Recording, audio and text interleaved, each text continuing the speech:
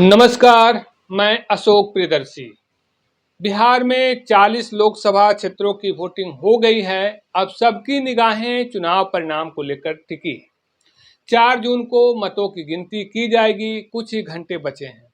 Exclusive post channel ने पिछले नतीजों, पब्लिक का रुझान और चुनावी फैक्ट्स के आधार पर जीत हार के परिणाम तक पहुंचने की कोशिश की है। एक्सक्लूसिव पोस्ट चैनल के एक्सक्लूसिव रिपोर्ट में हम यह बताने की कोशिश करेंगे कि बिहार के 40 सीटों पर कौन जीत रहे हैं और कौन हार। प्रधानमंत्री नरेंद्र मोदी की अगुवाई वाले एनडीए बिहार में 2019 वाले स्थिति नहीं दोहरा रही है। 2024 का चुनाव एक दशक पुराने 2014 का इतिहास के आसपास परिणाम आने की उम्मीद दिख रही है। जैसा कि जानते हैं कि 2019 में एनडीए 39 सीटें जीती थी। इसमें बीजेपी 17, जदयू 16 और एलजेपी 6 सीटें जीती थी, जबकि महागठबंधन में सिर्फ कांग्रेस एक सीट किशनगंज जीत पाई थी। कह सकते हैं कि 2019 का चुनाव एनडीए का सबसे उम्दा प्रदर्शन वाला था। 2024 में एनडीए 2014 के आसपास की सीटें जीत रही है, जब 31 सीटें जीती थी। तब भाजपा 22, एलजेपी 6 और रालोसपा 3 सीटें जीती थी। तब जदयू अलग लड़ी थी, जो 2 सीटें जीती थी, जबकि यूपीए 7 सीटें जीती थी, जिसमें राजद 4, कांग्रेस 2 और राष्ट्रवादी कांग्रेस 1 सीट जीत पाई थी। 2024 के चुनाव में एनडीए गठबंधन की ओर से बीजेपी 17, जदयू 16, एलजेपी रामविलास 5, हम सेकुलर 1 और आरएलएम 1 सीट पर चुनाव लड़ी है। जबकि इंडी गठबंधन में कांग्रेस 9, राजद 23, वीआईपी 3, माले 3, सीपीआई 1, सीपीआई-एम 1 सीट पर लड़ी है। सवाल है कि 2014 में एनडीए से जदयू अलग थी, तब एनडीए 31 सीटें लाई थी। 2024 में जदयू एनडीए का हिस्सा है, इसके बाद भी एनडीए की सीटें कम क्यों हो रही है? दरअसल इंडी गठबंधन ने जातीय दांव चला व बिहार के कई सीटों पर बड़ा प्रभाव दिखा। इसके चलते बिहार के आधे से अधिक सीटों पर मुकाबला संघर्षपूर्ण हो गया। दरअसल बिहार में इंडी गठबंधन को लीड कर रहे राजद प्रमुख लालू प्रसाद यादव ने बीजेपी और जदयू के वोट में सेंधमारी के लिए एक प्रयोग किया था, ताकि 2025 के बिहार विधानसभा के चुनाव में इसका फायदा उठाया जा सके।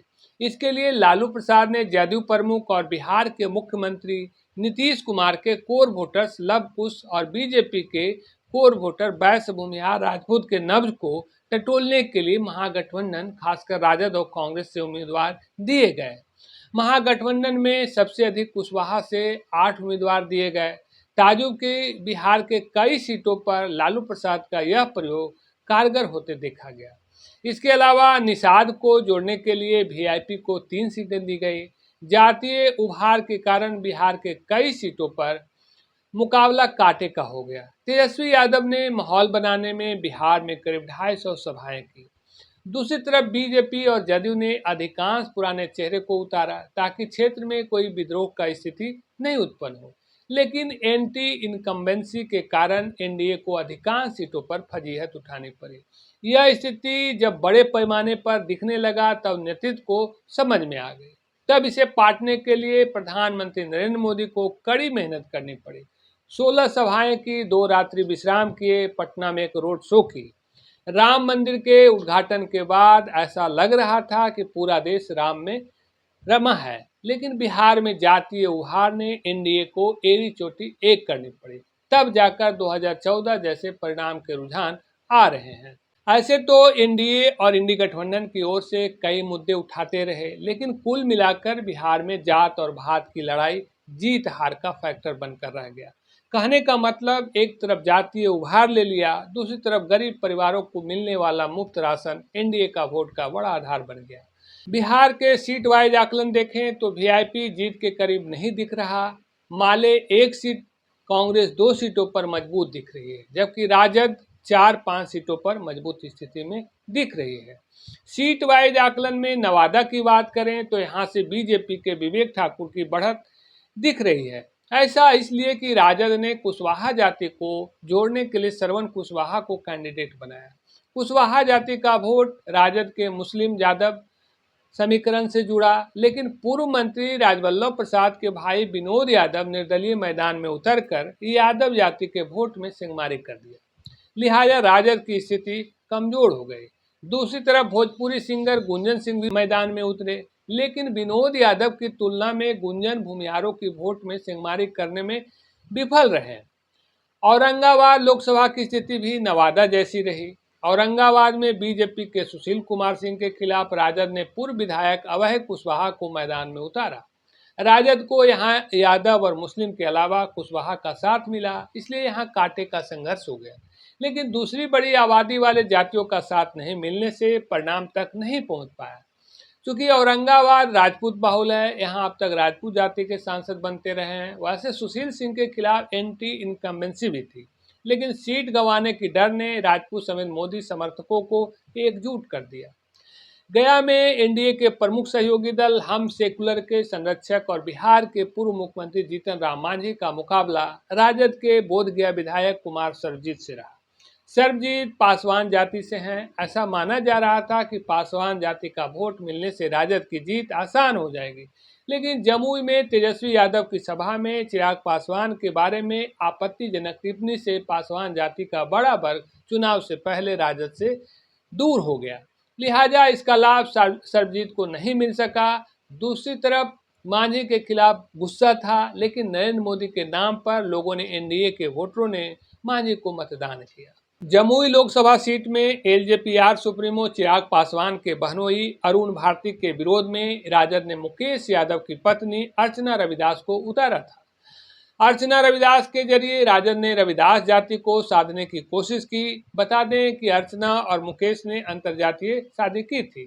चिराग पासवान के जरिए जमुई सीट छोड़ने के कारण नाराजगी थी। राजद ने बेटी बनाम बाहरी का मुद्दा के जरिए बढ़त लेने की कोशिश भी की, लेकिन मोदी फैक्टर के कारण राजद लीड लेने से पीछे रह गया लगता है। दूसरे चरण में किशनगंज में कांग्रेस के निवर्तमान सांसद जावेद आजाद अपनी सीट बचाने में कामयाब होते दिख रहे हैं।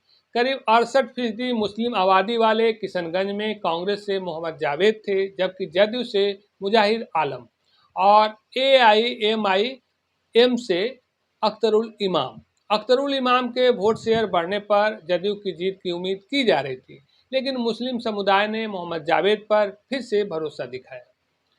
कटिहार में बीजेपी से सिटिंग एमपी दुलाल चंद गोस्वामी और कांग्रेस के दिग्गज नेता तारिक अनवर के बीच कांटे का संघर्ष रहा है। दुलाल चंद गोस्वामी के खिलाफ एंटी इनकम्बेंसी था। ऐसी स्थिति को भुनाने के लिए तारिक अनवर ने अपनी जीत के लिए कोई कसर नहीं छोड़ी। ऐसे में बिहार में किशनगंज के बाद दूसरी सीट कटिहार माना जा रहा है, जहां कांग्रेस की बढ़त देखी जा रही है। पूर्णिया सीट काफी चर्चित रहा है। पूर्व सांसद पप्पू यादव अपनी पार्टी का विलय कांग्रेस में कर दिया था, लेकिन राजद ने सीट नहीं छोड़ी। वहां से जदयू के बागी विधायक बीमा भारती को मैदान में उतार दिया। लिहाजा पप्पू यादव निर्दलीय मैदान में उतर गए, लेकिन इसका बड़ा नुकसान राजद उम्मीदवार बीमा भारती को हुआ।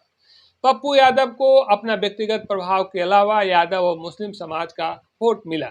लिहाजा पप्पू यादव जदयू के सिटिंग एमपी संतोष कुशवाहा के साथ लड़ाई में आ गए, लेकिन जीत के करीब नहीं पहुंच पाए। भागलपुर में सिटिंग एमपी अजय मंडल की स्थिति मजबूत दिख रही है। कांग्रेस ने भूमिहार जाति के विधायक अजीत शर्मा को उतारा, जबकि जदयू ने गंगोटा जाति के निवर्तमान सांसद अजय मंडल को। अजय मंडल के एंटी इनकम्बेंसी का लाभ कांग्रेस के अजीत शर्मा को जरूर मिला, लेकिन मोदी और नीतीश फैक्टर के कारण जीत के करीब से अजीत शर्मा दूर रह गए।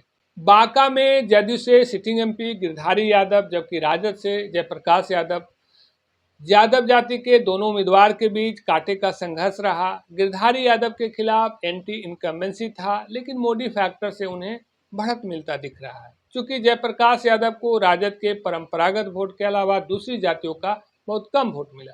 झंझारपुर में जदयू के सिटिंग एमपी रामप्रीत मंडल और वीआईपी के सुमन कुमार महासेठ से सीधा मुकाबला है, लेकिन बसपा से गुलाब यादव के मैदान में उतरने से जदयू की सिटिंग एमपी की मुश्किलें आसान कर दिया। महासेठ चुनाव के बीच में वीआईपी में शामिल हुए थे। सुपौल में लालू यादव ने पिछड़ा बाहुल सीट पर दलित उम्मीदवार को उतारकर नया प्रयोग किया था, लेकिन इसका ज्यादा लाभ मिलता नहीं दिख रहा। इसके चलते राजद उम्मीदवार की स्थिति कमजोर दिख रही। ऐसा इसलिए कि एनडीए के पक्ष में जातीय गोलबंदी बन गई, जिसके कारण जदयू के सिटिंग एमपी दिलेश्वर कमैत की बढ़त मिलती दिख रही है। अररिया में बीजेपी के सिटिंग एमपी प्रदीप सिंह की जीत की हैट्रिक लगाते दिख रहे हैं। राजद की ओर से मोहम्मद तस्लीमुद्दीन के पुत्र मोहम्मद शाहनवाज आलम थे, जिनके साथ M22 समीकरण काम किया। दूसरी तरफ नरेंद्र मोदी फैक्टर ने प्रदीप कुमार के खिलाफ कायम नाराजगी को दूर कर दिया। मधेपुरा में जदयू की सिटिंग एमपी दिनेश चंद्र यादव बढ़त लेते दिखाई दे रहे हैं। इसकी वजह राजद की ओर से कमजोर कैंडिडेट को बताया जा रहा है। राजद ने प्रोफेसर कुमार चंद्रदीप को उम्मीदवार बनाया, जो बहुत परिचित चेहरा नहीं थे, जबकि सामने में जदयू की ओर से दिनेश चंद्र यादव थे, जिन्होंने 2019 में 3 लाख मतों के अंतर से राजद के शरद यादव को पराजित किया था।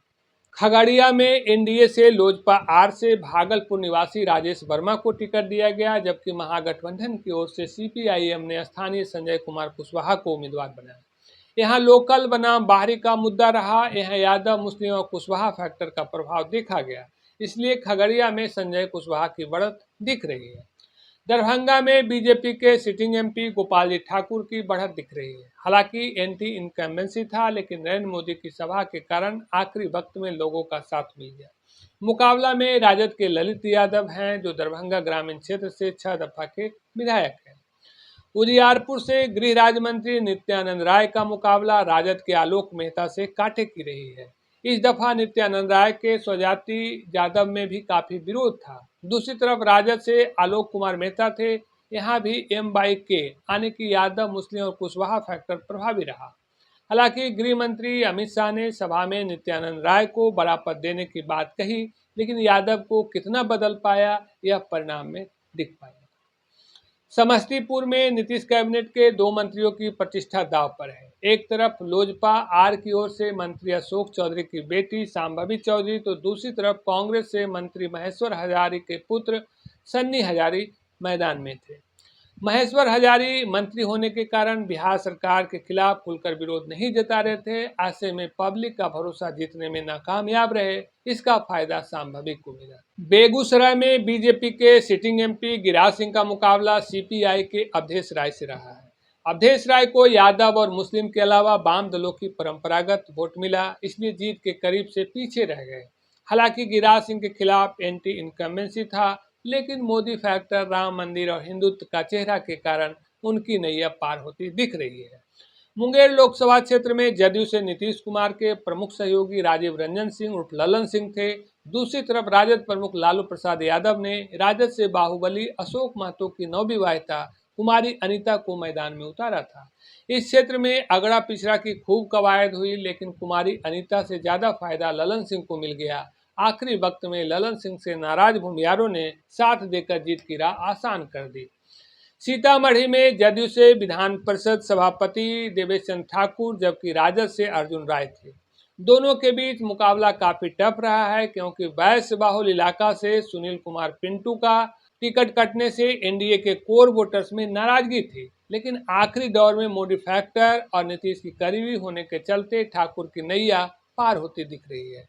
मधुबनी में बीजेपी से सिटिंग एमपी अशोक यादव, जबकि राजद से अली अशरफ फातमी थे, लेकिन राजद ने फातमी को उतारकर बीजेपी की मुश्किलें आसान कर दी। हिंदू वोटर्स का वर्ग ध्रुवीकरण हो गया, जिसका लाभ अशोक यादव को सीधा मिला।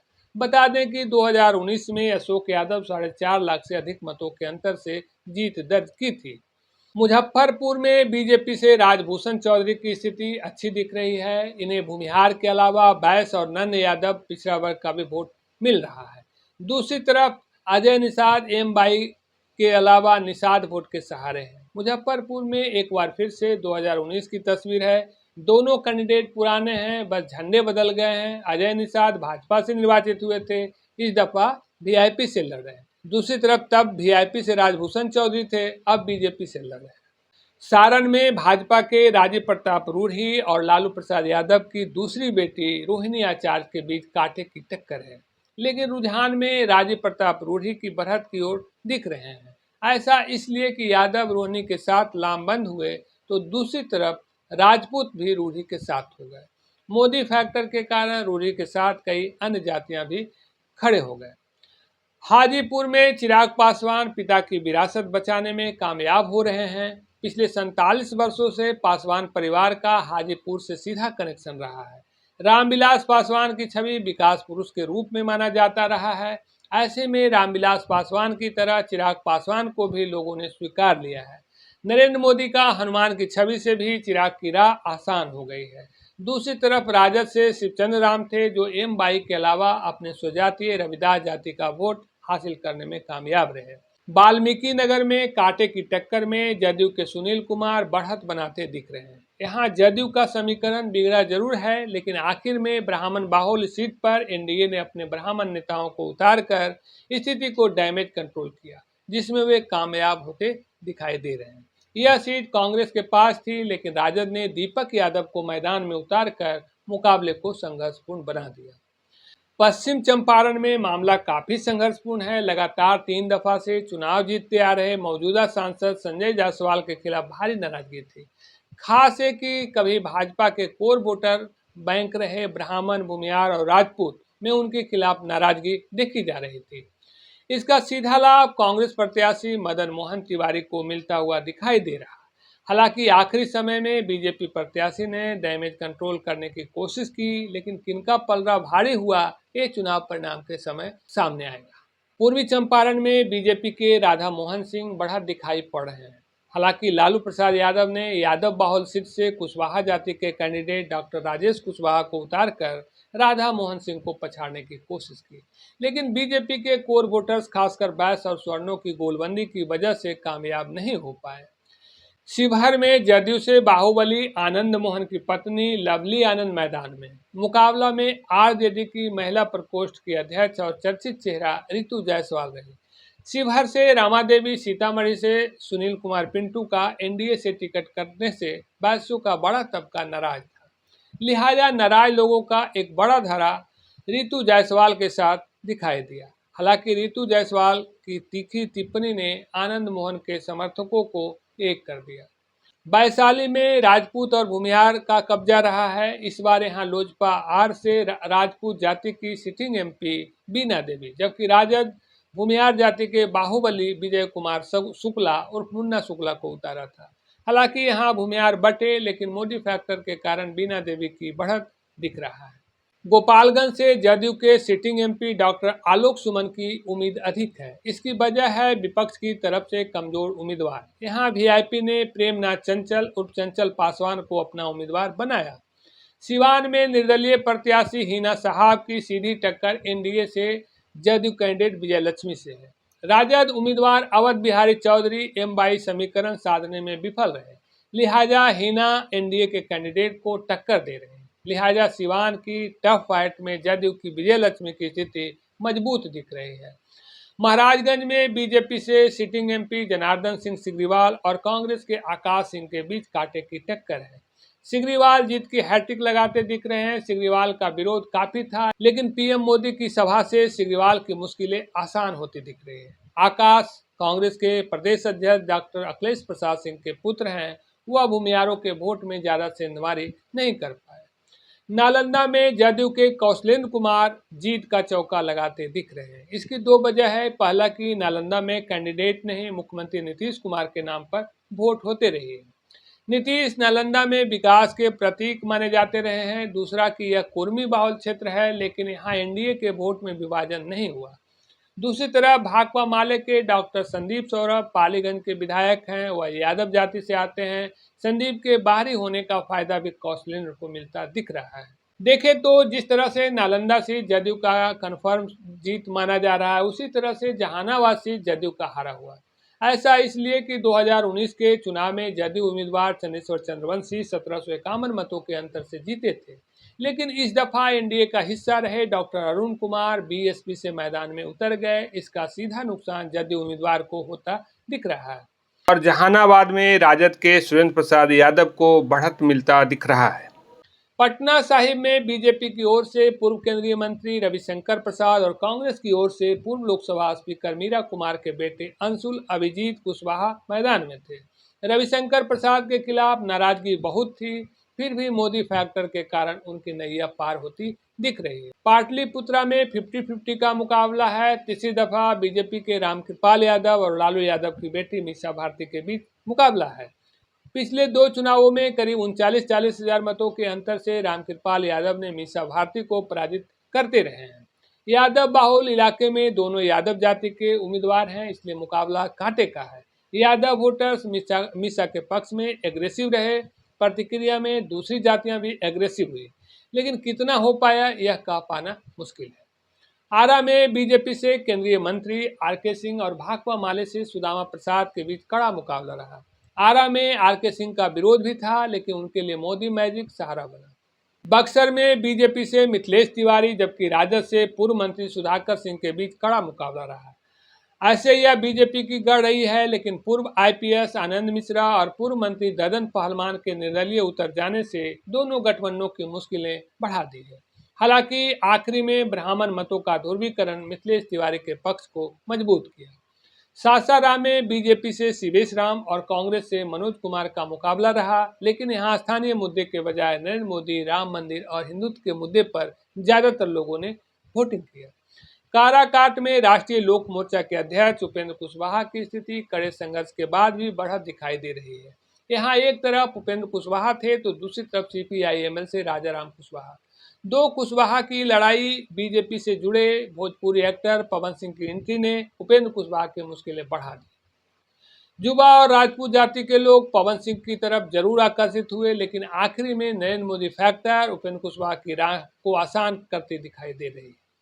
बहरहाल मतदाता के मन की बात को समझ पाना मुश्किल है। ये रिपोर्ट एक आकलन भर है, जो लोगों से बातचीत, रुझानों और लोकसभा क्षेत्र के पिछले अतीत के आधार पर परिणाम तक पहुंचने की कोशिश भर है। असल परिणाम तो 4 जून को आएगा, जब ईवीएम खुलेगा। धन्यवाद।